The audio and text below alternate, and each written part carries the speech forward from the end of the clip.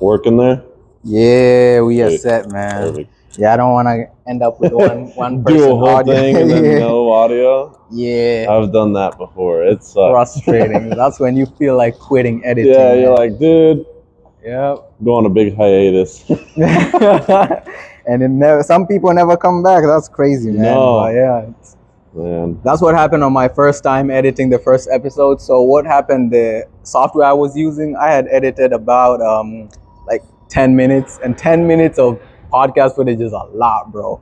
Yeah. And I didn't save, and the freaking Windows thing. You know how like they say program is not responding. Do you wish to wait or close?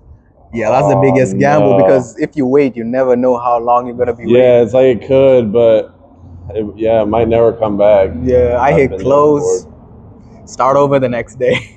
I know I used to do a lot of video editing through school, and we used Premiere and stuff.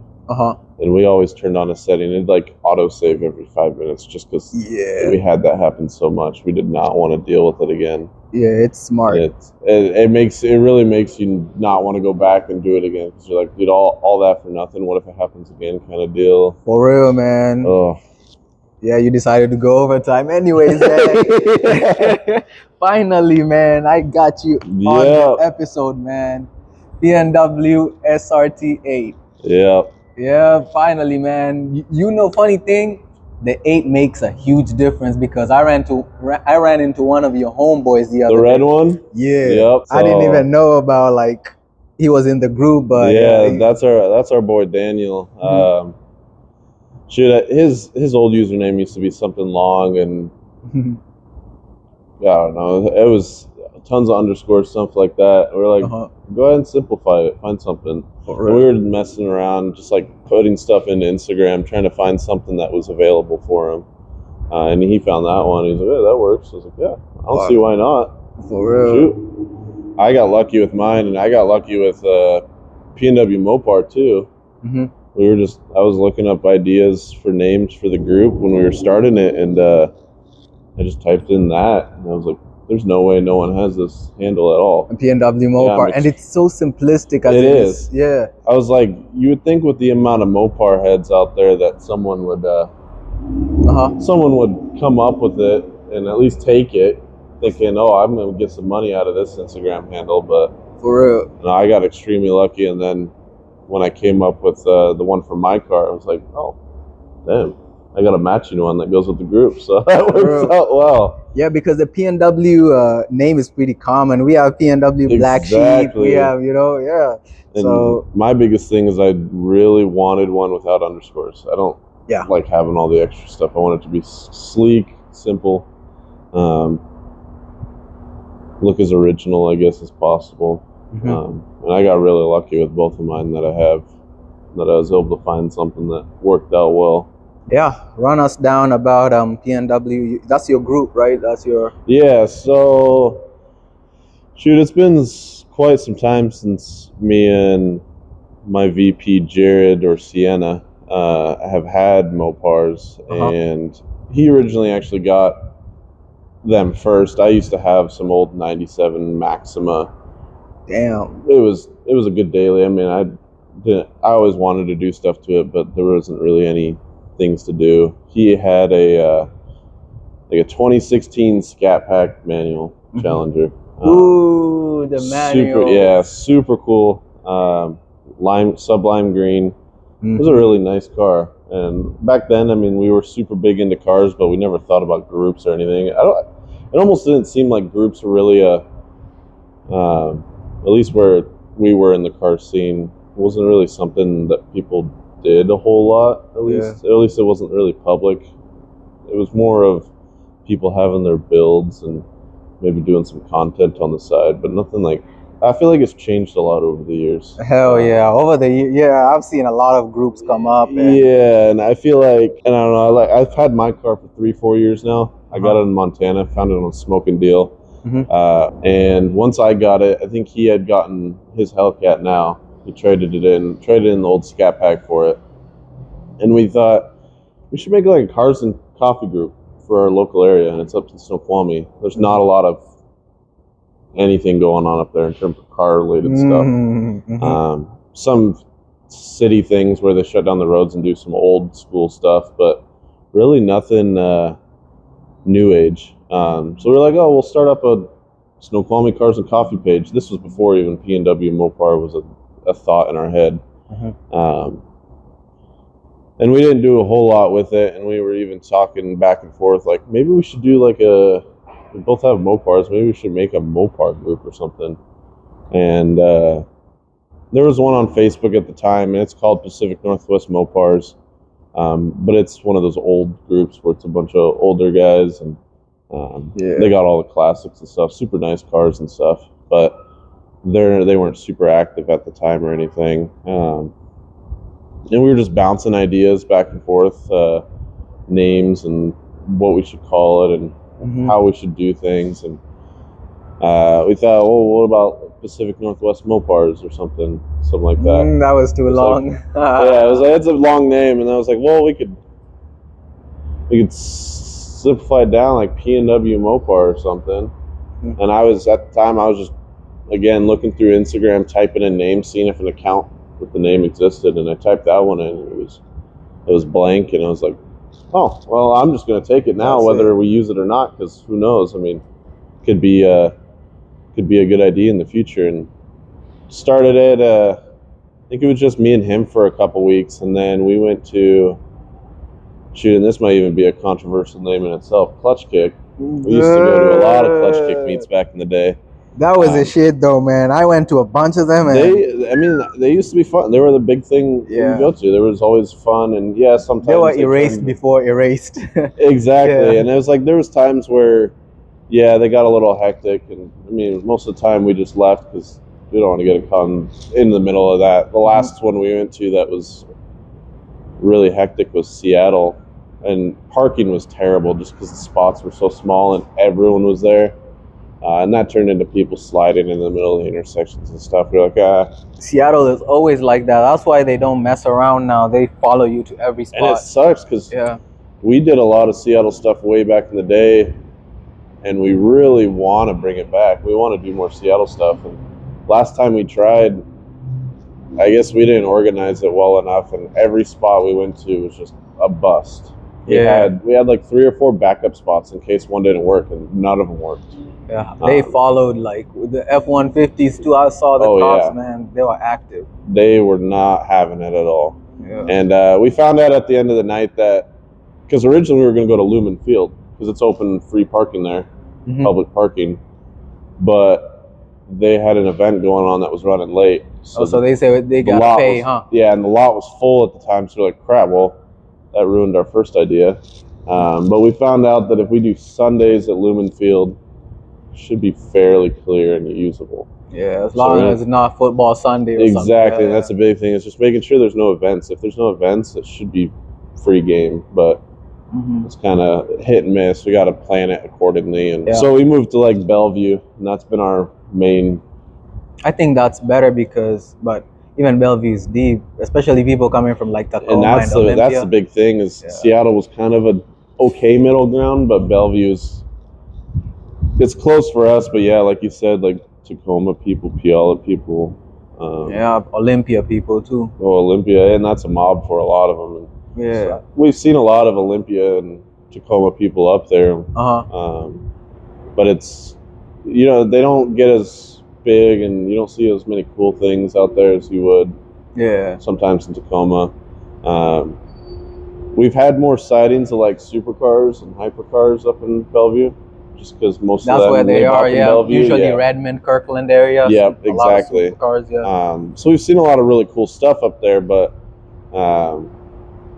they're that more high end, high profile group of people that make all the money, and we don't really quite fit in there yet. GD3 RS, all the rich boy stuff. A lot of them are really awesome people, but a lot of them are just, they're in their own world. So it's I don't know. Those kinds of meets are like, the vibe is different, it is. I mean, and you go to those and most of the heads are on those. I mean, you don't see a lot of those cars all the time, so I don't blame them. Garage cars. That's what we call them on exactly. these channels. I mean, they pull up and you got to turn your head because you don't know when you'll see it again. Yeah. I mean, there's some wild cars out there now that are on whole nother levels than what I could even imagine. That's crazy. I just saw, I think they had like Car Week, Monterey Car Week last week, and Lambo unveiled like a new Lambo. I don't know, the most expensive. I don't know. It was there was like a Sesto Elemento, like extremely rare Lamborghinis out there, and they're built race cars, track cars, so they're not street legal from the factory or by any means. But I guess there's one of two that are street legal, and one of them was at Monterey Car Week. And it was just a big hit with everyone because you never see those cars out on the road. They're extremely rare. Crazy. I saw a bunch of stuff on an Aston Martin Valkyrie that got bedazzled. I think Aston Martin's like the most underrated luxury. Is it like a luxury brand, or what would you classify it as?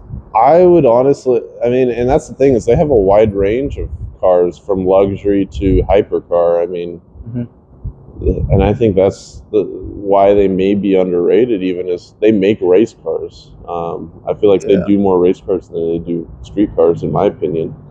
I do love Mazdas, but someone brought up like a sensible argument, because actually when you look at prices of Aston Martins, they're pretty much around the prices of Rolls Royce. So I don't know, me as a man, if you give me a Rolls Royce and the Aston, I don't know, I'm picking a Rolls. Pick the Rolls Royce. Yeah, I'm picking a Rolls. And they're two different kind of experiences, I feel like, too. Rolls Royces are very comfort, and from all I've heard is Rolls Royces they're not driver cars. They're relaxed in the back. You got a driver driving you around type of car. But even then, I know a lot of people that have driven them, and they're amazing cars, and they're quick. Yeah, funny story. I had like a chance to, well, not drive a Rolls Royce, but I had a chance to back up a Cullinan. So I was at work, and we were working at this one football player. He was a Seahawks player up in Newcastle. He was living in Newcastle. His name is DJ Fluker. No. Yeah, we pulled up to his house, and there was a Cullinan outside, and he just threw me the keys. Bro, I backed up, and it was like a curb. You know how you back up a driveway, and I didn't even feel it, man. That thing was like floating, bro. Yeah, it's crazy. That's insane. Yeah. Other than that, man, do you like Corvettes? Are you a Corvette guy? I love Corvettes, to be honest. There's some that I don't like as much. I mean, I don't know. I used to be in a weird spot with Corvettes where, like, I wasn't really sure what kind I liked, and then a buddy of ours, Roman, had a C6 Grand Sport, and just driving around with it all the time, being able to drive it myself and just experiencing it. It's such a raw driver car. C6 is every man's dream car, man. And even if they're not, I mean, it's not the fastest car by any means, but like, it's so light and has the perfect amount of power and weight and everything that they handle insane, and they're really fast. Yeah, it's just the perfect car right now, man. And everybody's now putting cams. Yeah, I was telling Houston, it was right now, is it Houston or Lonnie? Yeah, I was telling Lonnie, it's hard to find a stock Corvette because everybody's now building it. It's like it's like the standard for Corvettes is headers and a cam. Yeah, it's like they love that shit. Yeah, I mean, I don't blame it. I'd put a cam in my Corvette too, but that's kind of why I put it in my car. I wanted some extra power, and I wanted the extra chop too, because it makes a big difference. Absolute dream car within a reasonable price range is a ZR1 C6. ZR1 C6. Yeah, that's good, man. Because I mean, I've seen them in like red eye territory range of prices. And yes, that's a lot of money still, like 80, 90 grand. But when you think of the amount of car you're getting, I don't mind spending 80, 90 grand on a ZR1. Yeah. And what do you think about that new C8 ZR1? That is a wild car that I probably will never see in my life. I don't know. You think so? There's some Corvette like, old heads that might already have it in pre-order right now. I don't know, and maybe the standard 01, but these new ones, the 01X and Yeah, their new concept car. Wait, that I think is a concept, man. I think, I don't know. They may make like a couple for GT races and stuff, and make it strictly like their own race cars and stuff. Yeah, we ain't seen that shit. No, I mean, maybe we'll see a 01 normal one, but I think the 01X. I don't think I'll ever see one on the street. I don't. Yeah, maybe at a museum. Maybe we'll see it at LMA at some point, but I don't even know, man. There are some cars I haven't seen over here. I haven't seen a Bugatti, Pagani. And that's kind of why I wanted to go to Monterey. Yeah. You see everything there.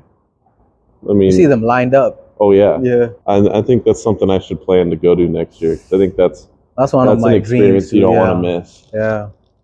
Got to just spend a week over there and just. It used to be fun though. They used to be like hooning those cars. I remember watching Daily Driven Exotics back in the day. I don't even. They must make decent enough money to be able to hoon around some supercars, $500,000 cars to $1 million cars, just doing donuts in them. Yeah, they cost a lot just to do them in this. I mean, I can't even imagine a car like that. Yeah, it's like, if you break something, that's like a what, 50 grand bill. Yeah, like minimum. Easy, yeah. Even the oil changes on those, if you're not doing it yourself, $5,000 or something like that. I mean, it's crazy. A lot of money. Their bank statements looks crazy. Oh, I bet. I always told somebody I'd sell if I had the option to get a ZR1 C6, I'd sell my car in a heartbeat. Oh, for real? Yeah, I don't know. Go back to a coupe, man? I think so. I would hate to see it go, but that's a car that I feel like could replace a lot. Man, them C6 are getting a lot of guys, man. They're getting a lot of attention right now.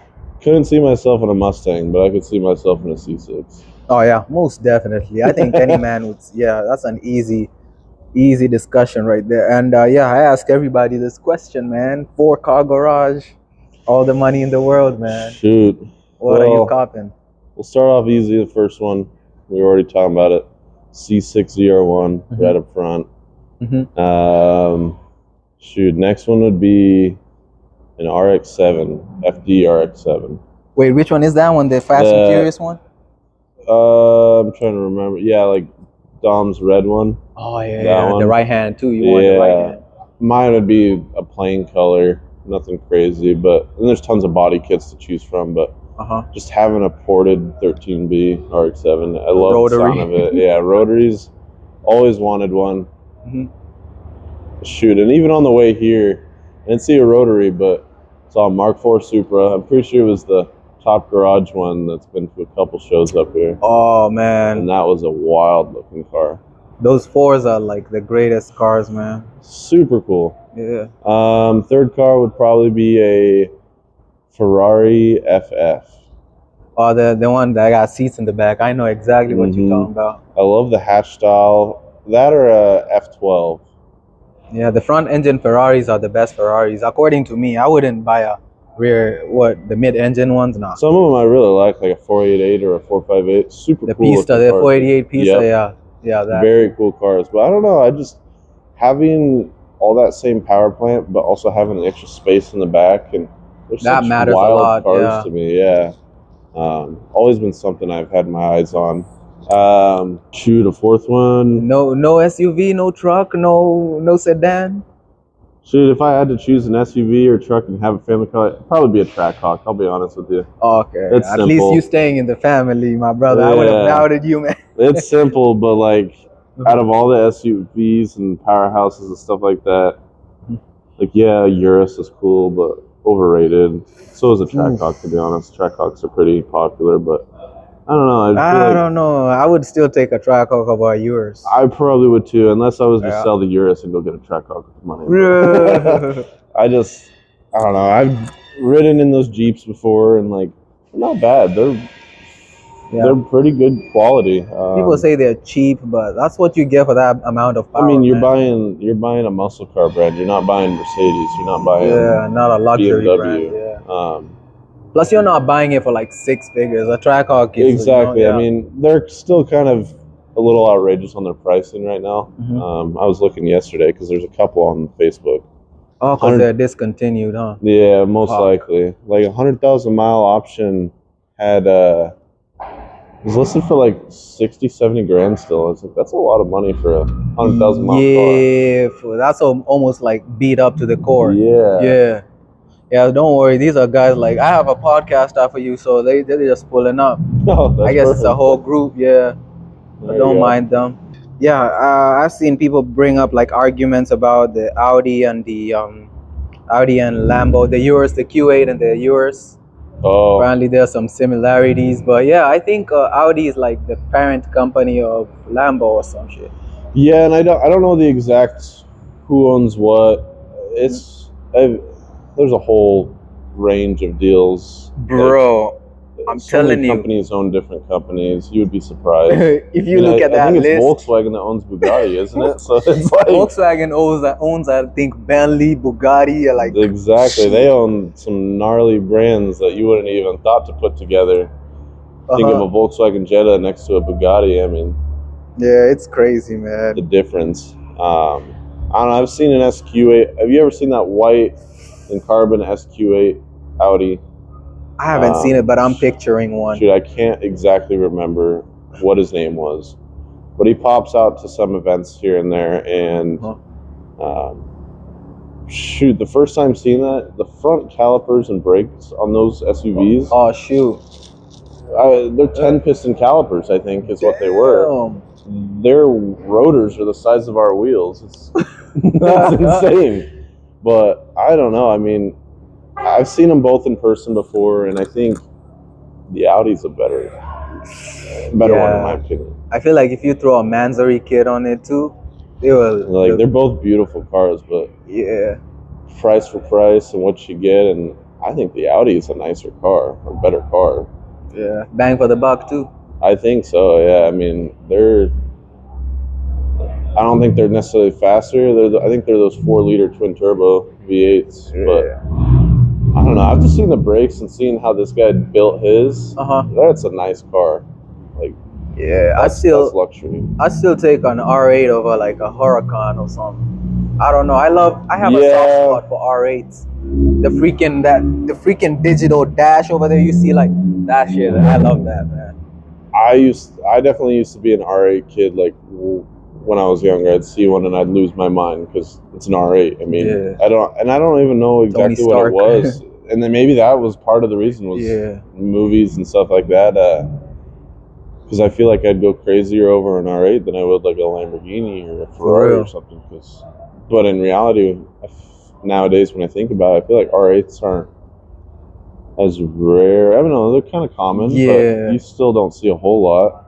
I mean, you view it as pretty much as me, man. I like cars that I don't see as much, you know. Yeah. And I mean, and there's a few that like, I mean, even some Chargers and Mopar stuff, see them all the time, but there's still a few here and there that I got to double take because they're good looking cars. For real, I did rollers with Noisy Boy. You heard of him?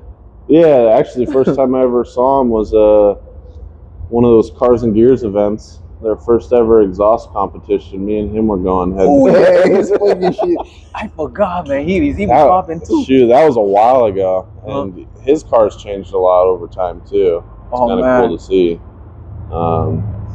When I first saw it, I didn't think it was my generation Charger. Yeah, I was fooled too. Front end, and then I think he was the first person I've seen with one of those underground tunes in person as well.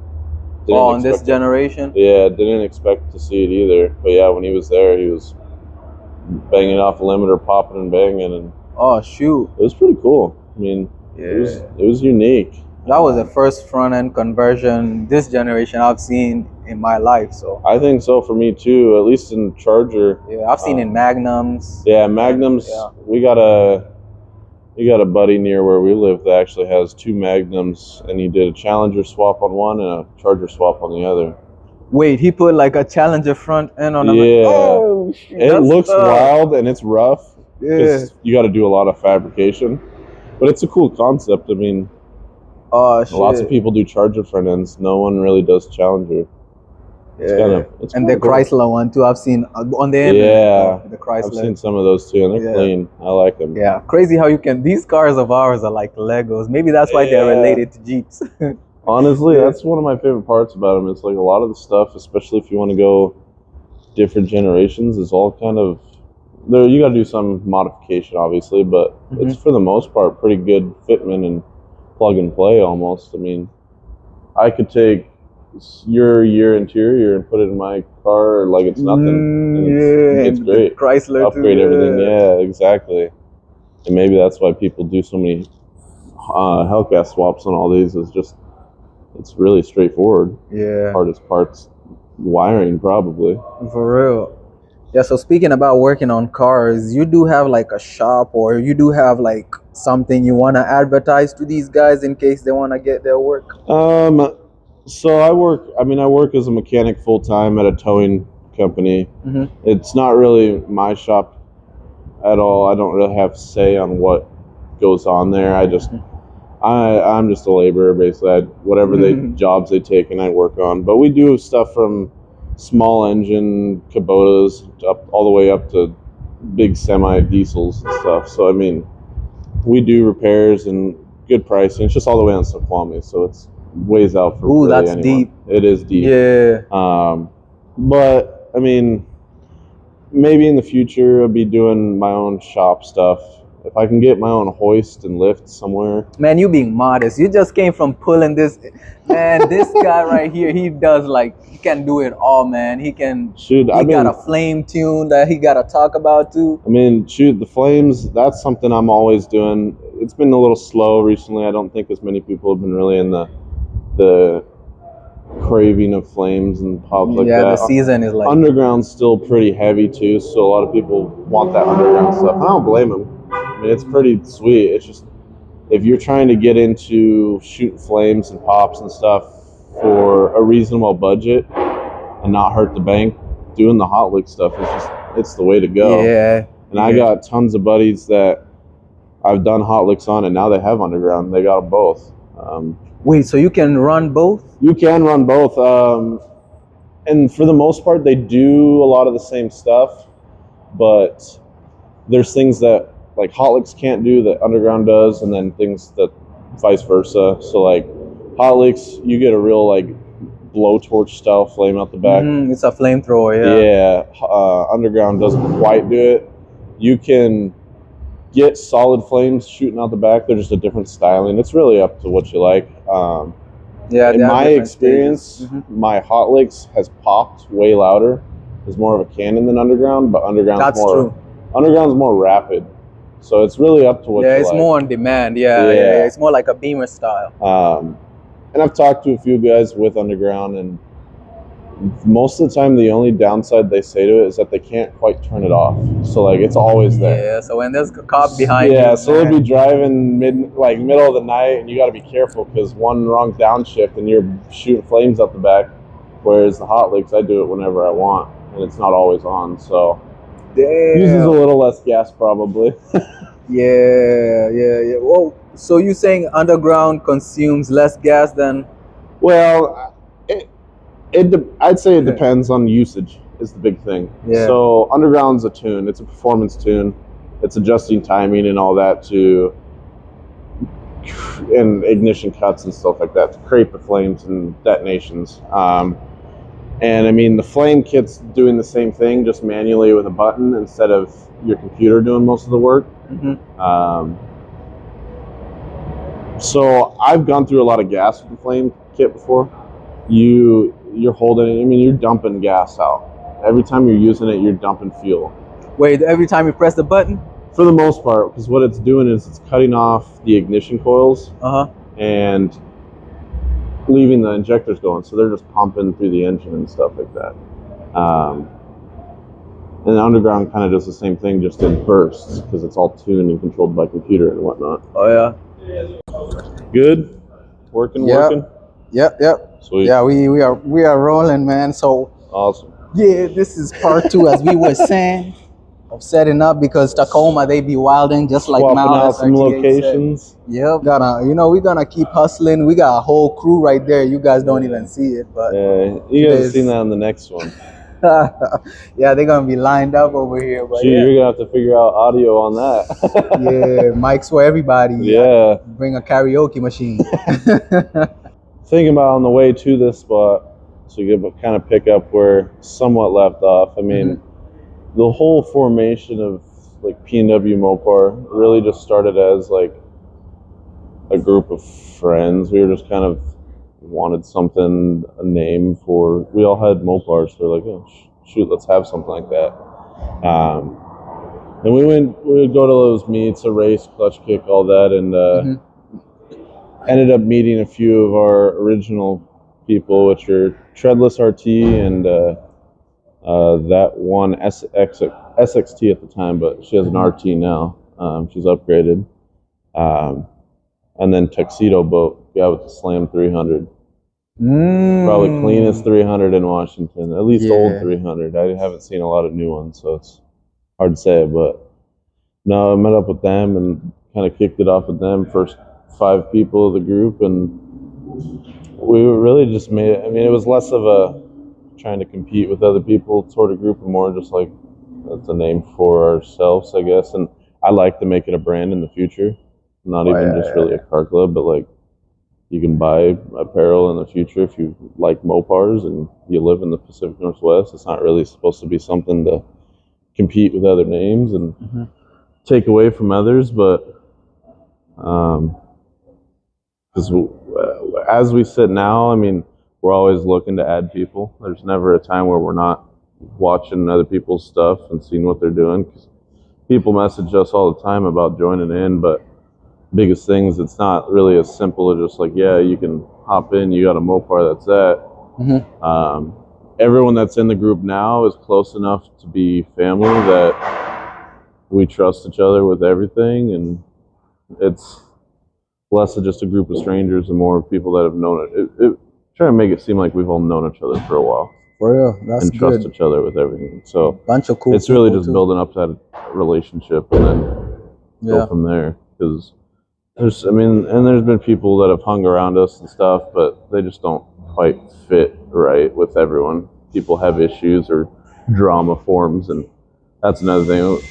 If there's drama, then we're not messing with you. No, it's not. You get a cease and desist. Yeah, if there's stuff forming inside the group, and we've had to cut a couple ties here and there just because people like to start stuff or have issues with things. And I always say you can have a problem with stuff we do. If you don't like how we do things, you can. I mean, it's up to you. You can leave. You don't have to stay. You're not binded in by a contract or nothing.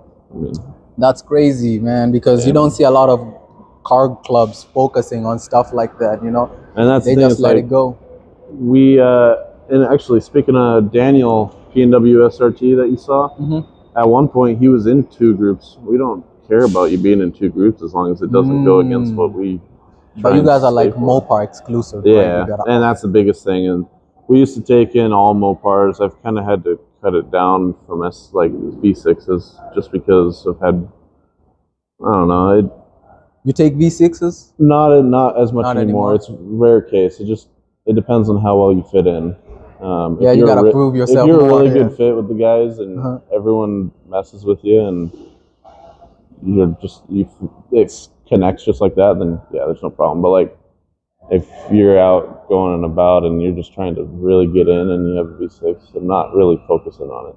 And I hate to say it, but like we try and stay V8s and up. We have V6s in our group, of course, but they're all brothers and sisters to us. So I mean, I'm not going to kick them because they got a V6. It's not that deep.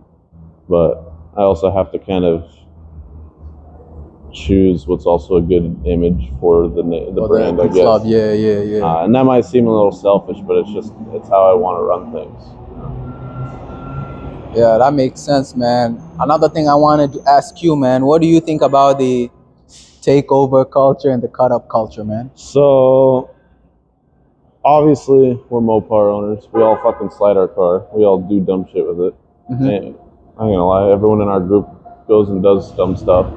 But it's the matter of I go out in that intersection at the stoplight and just start spinning and safety doing shit. I mean, I think if we're gonna be hooning around, cause mayhem, it shouldn't affect random bystanders. Mm-hmm. There shouldn't be a chance of some random person uninvolved getting injured because of it. They're not the ones that wanted to be involved in it. So, like for us, we have private spots. We have spots we're allowed to be. We have connections with people that own property that let us go out there and do dumb stuff as long as we don't destroy anything, and obviously don't do anything that would destroy property or really illegal stuff like drugs, stuff like that. And you just you got to be respectful of it. So takeovers in general, we don't mess with it whatsoever. And ever since I started it, that's been number one rule of everything is we don't mess with it whatsoever. If you're caught in a takeover, going to a takeover, whether you're driving in it or not, you can't be in anymore. It doesn't matter how much of a connection you built. That's like ground rule. That's the foundation. What we went off of. And then cutting up, I mean, there's good. Well, I wouldn't say there's goods, but there's definitely really bad scenarios to it. Yeah. I think you need to be extremely smart about it. There's a lot of people out there that shouldn't be cutting up. They don't have the ability or the skill set to do so. A lot of people with cars that they think they can cut up, but they're not made to go quick like that. That's BMW owners in the rain. They always with their traction control off, yeah. But I mean, I've seen a lot of people with like your daily commuter cars trying to go 100, 120 cutting up, and it's Camry, like Toyota Camry. You turn that too hard, your car's not meant to do that. Yeah, it's not meant to be going that fast, doing quick actions like that. So I don't know, cutting up isn't as big of a, if you're doing it in heavy traffic and you're putting people's lives at danger, that's reckless, an issue. But we're more of focusing on avoiding takeover stuff. Cutting up is not really in my priority of things, I guess. Yeah, we don't have people that have kids and dogs in there, yeah. Exactly, and I mean, you obviously have your mindset. You don't care about things here and there, but everyone else does. I mean, I've had people cut up around me and almost wreck my stuff. I'd rather not have that. I'm pretty upset. So yeah. Where do you start the conversation with that, man? Yeah, that is crazy. Another question for you. Let's say you are just cruising in your SRT, and you're on the freeway just cruising just at your normal cruising speed. I don't know what it is. Then you see a car that you really hate on the road. Which car is that, man? Which car do you see on the road and you just like, I gotta get around this guy, even if he's good driver, if he's not? I mean, there's just that one car when you see on the street, you shoot. That's a good question. I would have never thought on that a million years. Honestly, dude, just based off of like experiences, it's been like old ratty Lexus IS200 cars. I don't know, the old four bangers. The old ones? Yeah, I don't know. I've had a lot of experiences with where they're just either bad drivers or they just do something to really tick you off. I don't know, and I don't like. There are people out there, like I see them, like you said, and I just don't want to be around them because they just look like a red flag. That's gonna they just cause an issue. Exactly. And I think it's those old beat up Lexuses. I thought you was gonna say Infinity. For some reason, people just shoot. Some of them are bad too, but usually they got some goal in mind. If they're flying by me, they're leaving, and I don't really have to avoid them. They just kind of avoid me, I guess. As long as they're not sliding at takeovers, that's when you gotta be cautious. Man, after getting shut down, it's crazy. Thank you for actually pulling up, man. I know you are a busy guy. I know you got like you were saying, you're about to do an oil change to get ready for tomorrow's meet. I'm just about to vacuum my car, man. I should probably do the same thing, to be honest. Pretty handy guy, man. You know? Just finished the break-in period, the 500 mile of the new cam, so be doing the oil change, get some fresh oil in there, and start doing some some data logging and get it tuned up and ready for tomorrow, and hopefully bring in something exciting for tomorrow. Yeah, you running tune on your car? Yeah, so it's got a base tune right now, just something that keeps it runs safely. Nothing crazy at all, but just so that I can put it around as I need to, and then break it in, obviously. And then tomorrow I'll send him some information, probably start with some half throttle pulls, and then we'll move up to there to some full throttle stuff and really see what it does. See what he can do about if he can tune for it to chop a little more often too. Oh man! Sometimes when it chops, it's gnarly, but it's not all the time. That's good. I mean, when we were coming down these Tacoma streets, they echo. So yeah. Yeah. And we saw an RHO, a Ram, the red one. Yeah. RHO. Those, I don't know, man. What do you think about that? I don't know. I'm just like to me, they still look like a TRX, but knowing that it's not a big old V8 underneath throws me off. Inline six with twin turbo, yeah. I've seen some drag strip stats of them being actually faster than TRXs. No way. When they're tuned and set up right. Running faster quarter mile times and stuff, which is interesting to see. I don't know, man. I'll be curious to see in 5 years how people can tear apart and tweak it, and build that new 6-cylinder. We're still waiting on the new Charger's V8 swaps. They said apparently it should be compatible with I think people will figure out. Yeah, soon enough. Sure. People want it. It'll sell like hotcakes when people do it. Just like when 300s were getting cat swaps. Those things are still a dime a dozen. Oh my goodness. But you swap a Chrysler 300. Oh, that's the ultimate car right there, man. I gotta have me at. When I get rich, man. Yeah, I'm gonna say fuck it. I'm just take time off and build that thing. Do a little Demon 170 swap 300. Yeah, that would be shiesty. I'll be like Fast Life Nick, feeling like SRT Lynn. Yeah.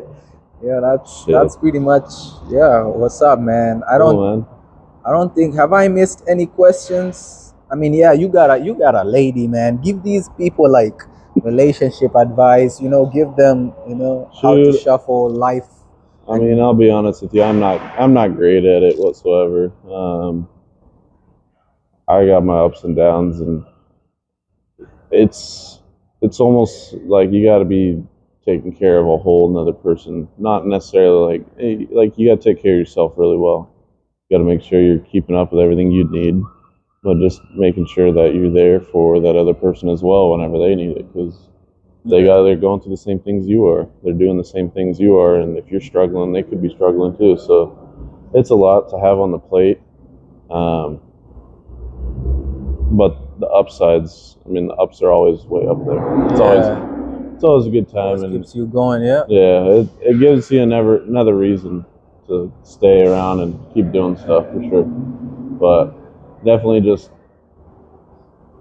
I don't know. I mean, I got lucky and just doing what I normally do on a day-to-day basis, and found the right one, and changed my life a bit. So just staying on track. Don't try and over-impress people. I mean, if that's you and your day-to-day is just going over the top, then maybe that's what gets you there. But just do what you normally do. Don't try and act like a second person, because you may get them with that second person attitude, but once that real attitude comes out, then so you're a whole new person to them, and it loses everything. So that's some deep shit, man. Nobody went deep like that, in this podcast before. I really appreciate you, man. Man, this place is so noisy, but a good thing we got microphones, compared to the other one was dead quiet. Yeah, we were in the skyscrapers, man, but it is what it is. We'll make use of what we have, man. Yeah, I think one day you'll have a studio. Man, that's what I was thinking, bro. I was thinking, especially because right now people are like beefing on the podcast, man. I would put two people in the same episode. Y'all are beefing, the guy parked in the back, roll in while we were recording, you guys meet there and have a, that'd be funny. Hell yeah, man. Yeah. So I got one last question. Yeah. So if I have a homie in Chattanooga, Tennessee, and he wants to get in on a boosted SRT8 like yours, man, what advice would you give him? Shoot, it all depends on what kind of path he's taking, what kind of numbers he's trying to do. If he's trying to build a race car and not just a street car, there's a lot to it. Because you can always build the motor up and support more power, but then you're kind of going down the line of what's going to break next, what's going to have problems breaking, fixing, learning. So, like, for example, these motors, the 6.4s, sometimes you can get lucky and push a little bit of boost, but really the gains aren't worth what you're doing unless you're going to tear apart the motor. These motors aren't meant for boost. You got to change up the internals. Push some forged internals. People have done it and pushed some serious power out of these cars, but you can't do them stock. It's not possible. You have the occasional thing here and there where people are putting 6-7 psi of boost on stock 6.4s and being okay with it. But there's also a lot of scenarios out there where people are doing that and they're grenading the motor. Now you need a whole new motor anyways. So I'd say do it right the first time. Save the money to build it, or go buy a crate motor that can handle it and then swap out things. And just keep it as a donor or do whatever with it. You've like forged your internals or? No, not yet. That's kind of next big deal I'd like to do. But I'm going to buy a second motor and build it and keep this one as a semi-stock. That's the going easy one. So semi-stock is a crazy term, brother. It'll be my NA cams build. And that's another thing I've been back and forth on, is if I should do a boosted build or if I should do an all motor big cam build, because you can make some good power on no boost, but it's a whole different ball game. And at least in mine, power wise for the transmission, from everything I've heard from other people that build cars, I'm sure you've seen SRT June with the 6th gen Whipple. Everybody talks about that SRTA because he's done everything. He's helped me a lot with information on it because we have the same transmission. They come from the factory. Oh, what? Same model and everything. And he told me that stock is about 650. You can comfortably sit power-wise without having to build them up or rebuild them, get them ready. So if you're going anything above, I'd say 600-700, just be prepared to either do a swap on a transmission or build a performance one to handle the power, because they're not quite there on power wise. And 650 ain't even that far. It's just like, what? That's like 100. Off of what we have, and that's just crazy. To be reliably safe and everything. I mean, you might be able to get away with pushing it past that for a bit, but he had his 2-3 years before having issues with 600 horsepower on a Whipple, and now he's pushing 1,000 with a built trans. So I saw he's like, he rebuilt. He took everything out. That boy is on P, man. He's going for it. I mean, I'm excited to see it on the road. It's definitely going to be probably the fastest charger in Washington. I was telling Mal, I want to see him go to toe with Edgar, bro. That'd be a good head-to-head, because they're both. I think Edgar's pushing a little more power, but the weight difference is going to be huge. Will be there, and how it's built, because June's is a fully built motor. While Edgar's is just, I think, pulley tuned blower, kind of some upgrades on some pieces and stuff on a stock motor, but he got a Kong.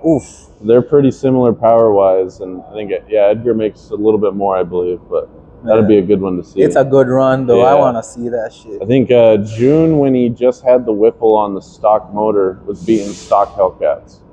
I saw he was on like SRT Dad's YouTube channel. That shit was crazy. It was quick. I mean, it did really well, and now he just went over the top and just fully sent it. So I'll be excited to see what he does. And he's a youngin' too. I'm happy to see, and I'm even glad to see like you guys share info, communicate. And that's a big thing, and like the community. I mean, you can gatekeep if you want, but I mean, at the end of the day, they're gonna figure it out how to do it either the same way or better. So I mean, I don't see why we should be butting heads and trying to keep things from other people. I mean, if you're doing something custom one-on-one, sure, but like anyone and tons of people have done big built motors and swap stuff out. So there's nothing against sharing some information and helping out. I mean, I've had people ask me questions too, and I mean, I got nothing to hide, anything special. For real. I remember the first time I met you, you broke it down for me how you do these flame tunes. I was like, yeah, I want to talk to this guy, man. And I could totally be the type of person that's like, no, that's a tune. No, it's not a spark plug in the exhaust. I could be hiding it and all this stuff and overhyping it. But at the end of the day, it is just a spark plug in the exhaust, igniting fumes and stuff. So for real. But I don't know. That's something I do on an active basis. When people want flame tunes or flame kits, I'm always there doing them. Oof. So I think you're like one of the first guys to like discover that shit in Washington, man. Yeah, I mean, there was a few people, and I'll give credit where due, that not Mopars at least, that have flame kits and stuff. There's some Mustangs and some like BRZs, some buddies of mine, that have done the flame kits and stuff. But like as a mass push for Mopars in Washington, I'd you've say been the I'm probably spearhead, the main dude. Yeah. And there's a few other dudes now that are doing flame kits around here and there on Mopars. I mean, you want flame kits, there's people out there that can do them. Only thing I could say, I can't speak for other people, but I'm a mechanic full time, so I understand the ins and outs of what I'm working on. I can always revert what I do back to stock if it's an issue. I'm not worried about breaking something or changing something so much that it can never be put back. So I mean, if I wanted, I could take my flames off, and you can never tell that. I see how you tweak, and you were even like working on having like pop tunes or something with it. So I got a 2-step box now, and it works. But I'm gonna work with the tuner tomorrow and see if we can do some adjustments to timing and stuff to make it actually do some big bangs, rapid fire, maybe a little AK tune style deal, but we'll see how it goes. Gunshot tune on a Mopar, that's crazy. I really appreciate what you're doing, man. All of those things you're discovering, sharing to the community, bro.